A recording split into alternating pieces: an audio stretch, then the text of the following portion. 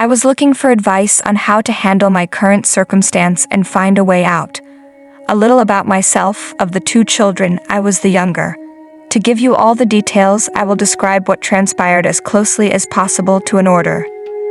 My brother Henry has always been the family's favorite child.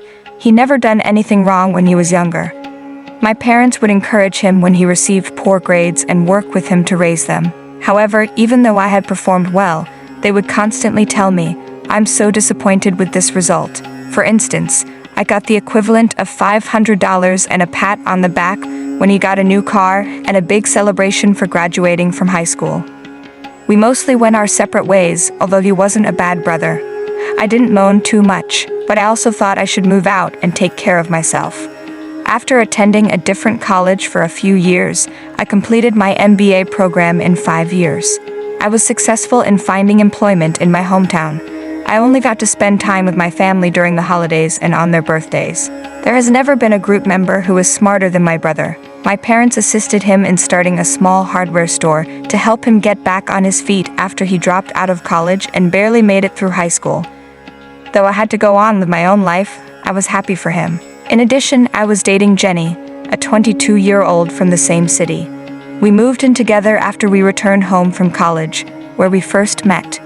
We began concentrating on our life and each other, and she soon found employment as well. In 2006, I took her to spend Christmas with my family. They were unexpectedly amiable and receptive to her, and I experienced a greater sense of affection from them than I had in the preceding 22 years. I noticed my brother staring at her during the entire celebration, but I didn't give it any thought. He's come over to my apartment far too frequently since then. Our frequency of encounters has increased from once every 3 months to nearly every day. At that point, I had to set boundaries and tell him that while I didn't want him to visit every day, especially since he was coming over in the evening, when Jenny and I were both trying to unwind after a long day at work, I was welcome to visit occasionally. Over that, my parents and I had a heated argument. At last, he apologized and promised never to bother me again. I was okay with his coming once a month on a weekend after that. I was also okay with him trying to chat to Jenny, but it never got past small conversation. After a while, we told our families about our engagement in 2009, at which point things officially got serious. My brother simply shook my hand and left the tiny celebration I had thrown for the occasion, but my parents were thrilled for me. After that, I didn't see him for around 2 weeks. 2010 saw our marriage. I saw at that time that my brother was dating someone, and he disclosed this to us. I'll refer to her as Kate for the purposes of this narrative. I hoped that at last he would be able to move past his feelings for Jenny and concentrate on himself. They also proceeded swiftly, becoming married in 2011, nearly 9 months later. We were enjoying a happy marriage and had 2 daughters, Alice in 2011 and Sarah in 2013. However, the marriage of my brother did not turn out as intended, and they parted ways in 2012. Kate messaged me a few weeks after the divorce was final, claiming that Henry's infatuation with Jenny was the primary cause of their breakup. I apologized to her and sent her my best wishes. Jenny informed me that from the beginning, Kate seemed aloof and a little chilly towards her. I made the decision to confront my brother in front of my family, asking him to explain to me why his infatuation with my wife is destroying his life. He lied about everything because he didn't anticipate the question. After a heated argument, I told my brother he was no longer welcome in my home, and I also forgave him. My parents and Jenny had a conversation with me and helped me realize that despite everything, he was still family. I decided to be nice to everyone as a result. After that, we continued living our lives since it appeared like he was genuinely trying to get better. I remember that day from 2015 like it was yesterday. I had a lot of stuff to get done on July 25. My wife and the 2 of our children visited their grandparents. My father called me after lunch. I was ordered to come to their residence by an extremely irate him. I could sense the tension building as soon as I stepped inside. My parents were trying to comfort my wife, who was crying. There were also a few of my aunts, uncles, and cousins present. My parents dubbed me the saw person when I asked them what had happened. Word. I was taken aback and perplexed. They said that I had seen the girl at a party a few weeks prior and had warned her not to tell anyone or face repercussions. I had known Amanda for a long time. She was a part of a bigger group of friends that I occasionally hung out with during our time in high school. She claims that after the party, which was held at a club, I followed her to her car and did it there. She told my wife the entire scenario and provided her screenshots of the call, according to her. My parents told me they didn't want to see my face again after my dad gave me a severe hit.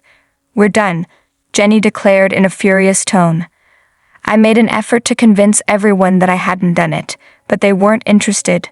I was essentially ejected from their home and informed that my dad would be bringing Jenny and the children's belongings to my flat and that they would not be returning. I cried and pleaded with my father when he arrived, but all he did was pack a few suitcases and threaten to turn me over to the police if I spoke to them ever again. Henry had shared all of the details and the screenshots to the WhatsApp group of our extended family by the evening. It was a unanimous decision that expelled me from the group. Over the following few days, I even had calls from others in my friend group, telling me they were disgusted with me and didn't want to speak with me ever again. I was a complete wreck at the time. I was unable to eat, sleep, or even function normally at work. My manager was aware of the rumors, but he was powerless to take any action until he realized that I was being targeted by the police. He advised me to quit the company on my own in order to maintain a spotless record, and I followed his advice. I haven't spoken to anyone I used to know since. My legal representation didn't really help. Amanda never appeared to testify in court, and I was never shown the screenshots. In a matter of weeks, I lost my friends, my family, and my work. Even though I've moved, taken a low-paying job, and am attempting to move on, the anguish persists. I'm feeling down, and I'm not sure what to do. I don't think I'll ever be able to live the life I once had, but I also can't give up on the possibility that I might be believed by someone. How should I proceed? Following the incident, I was totally disoriented. My family had severed all ties with me, so I could not get in touch with them. The few friends who had not deserted me at the beginning were now pulling away, presumably because of the damaging information that Henry had spread. I made the decision to see a therapist in this hopeless position in order to get assistance in managing the intense emotional upheaval. I eventually started putting up a plan for starting again through therapy. The therapist underlined the significance of mental and physical self-care as the cornerstone of healing. I began going to support groups for people who had been wrongfully accused, and their common experiences gave me courage and perspective. It was critical to my mental health that I made connections with people who recognized the destruction caused by unfounded accusations. I investigated legal options to clear my name at the same time. My attorney urged me to be patient and told me to keep track of any proof I had.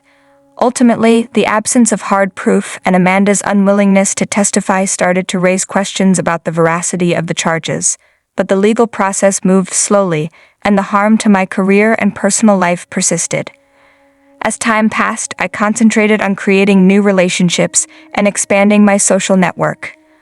I went to social gatherings, volunteered, and joined clubs with the intention of building a network of support. Even though I was stigmatized, there were some people who were open to giving me a chance, and those connections ended up being a source of support. The challenge of rebuilding my career was more difficult. My professional reputation had been damaged by the accusations, and finding work had become extremely difficult. Nevertheless, I managed to find a part-time work that helped me make ends meet by being persistent and determined. The case was subsequently dismissed due to a lack of evidence in court, despite the ongoing legal battle. Regretfully, the harm had already occurred. My family's reconciliation appeared like an unrealized goal. I continued to hear bits and pieces about them from mutual contacts, but we never really spoke. Since there was no resolution, I concentrated on developing myself. I started to incorporate therapy into my daily schedule and pursued new interests and pastimes. Gradually, the agony started to lessen, to be substituted by a feeling of fortitude and renewed determination. As the years went by, I created a life that was distinct from the one I had. Even if the wounds from the past persisted, I took comfort in my accomplishments. I came upon a group of people who had experienced comparable hardships and rejoiced in the victories of conquering misfortune. When I think back on my experience, I realize how much false allegations may affect a person's life. My ability to bounce back from setbacks was put to the test by the event, but it also highlighted my inner strength. Throughout the difficult process of starting over, I found comfort in the most unlikely places. My relationship with Kim developed into something significant, and her steadfast support was essential to my recovery. It was hard but vital to share my experience with her, and her empathy and understanding gave me hope that real connections may still exist. My career eventually gained momentum again as I demonstrated my ability at work. When coworkers got to know me beyond the gossip, they saw my tenacity and commitment. I was able to recover my sense of self as a professional, albeit slowly. The legal dispute ended, but its effects persisted. Even though I had moved past the unfounded charges, the wounds persisted. Still, I made the decision to concentrate on the good things in my life: Kim's love and support, my career's successful reconstruction, and my ability to bounce back from hardship. Amidst this process of personal development, something unexpected occurred. There was a ray of validation from Amanda's disclosure. Even while it was terrible, the truth provided some closure to a deceptive chapter in my life. It also gave me the chance to face my ex-family and heal the old wounds and unanswered questions. Choosing to set up a meeting with my ex-parents was a risky move. I struggled with mixed feelings, caught between the need for resolution and the apprehension of exposing old injuries. But motivated by my renewed fortitude and resiliency, I made the decision to confront the ghosts of my past. On the day of the meeting, I was experiencing a range of feelings, including despair, rage, and a need for understanding. Kim, who has been my rock, came with me to the meeting. There was an air of unsaid tension in the room as we sat across from my ex-parents. The dialogue was difficult, with unfiltered emotions. I described the terrible effect their hasty decision had on my life. The room reverberated with the anguish of being abandoned and called a betrayer of the family. Even if they expressed sorrow and regret, there were still deep wounds, and a full reconciliation didn't seem possible. After the meeting, I struggled with contradictory emotions. The scars from the past continued to be tenacious, and closure remained difficult. But the trip served as evidence of my growing potential and resiliency. My interaction with my ex-parents brought up a number of reflective moments. I came to see closure as a continuous process rather than a one-time occurrence.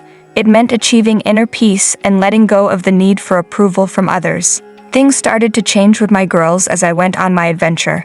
The family therapy sessions produced a healing and understanding environment. We gradually tried to establish a relationship that went beyond the turbulent past. The addition of a child to our lives gave my life with Kim a whole new meaning. Being a parent restored my joy and feeling of purpose. We overcame the difficulties as a family, fostering an atmosphere that encouraged one another's development. The tangle of suffering and resiliency in my life weaved a tale of metamorphosis. Even while the scars persisted, they evolved from being symbols of failure to ones of strength. The trip from hopelessness to salvation was evidence of the human spirit's ability to persevere, grow, and come out stronger.